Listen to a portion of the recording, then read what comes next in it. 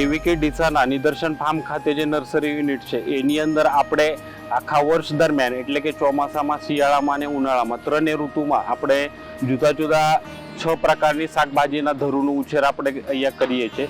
સાથે સાથે જે અન્ય ફૂલ પાકો છે એનો પણ ઉછેર આપણે કરવામાં આવે છે અને જે ફળ પાકો છે એની પણ કલમો આપણે અહીંયા અથવા બીજથી આપણે ધરુ ઉછેર કરવામાં આવે છે। અને આ જે પણ શાકભાજીના પાકો છે, ફૂલ પાકો છે, ફળ પાકો છે એનું સારી ગુણવત્તાવાળું અને એ રોપાનું જે અથવા ધરુનું જે વેચાણ છે આપણે ખેડૂતોને કરવામાં આવે છે।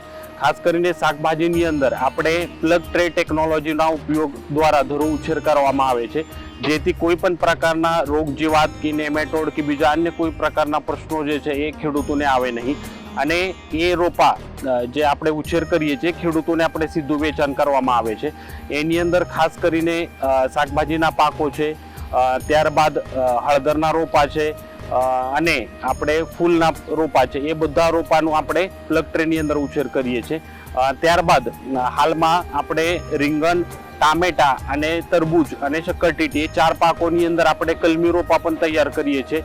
જે રોપાનું વાવેતર ખેડૂતો કરશે તો એમને એમાંથી સારી એવી આવક ખેડૂતો મેળવી શકે છે। તો આવી રીતે આપણે અહીંયા નર્સરી યુનિટની અંદર આપણે જુદા જુદા પાકોનું ફૂલ પાકોથી લઈને બધા જ બાગાયતી પાકોનું વેચાણ કરવામાં આવે છે।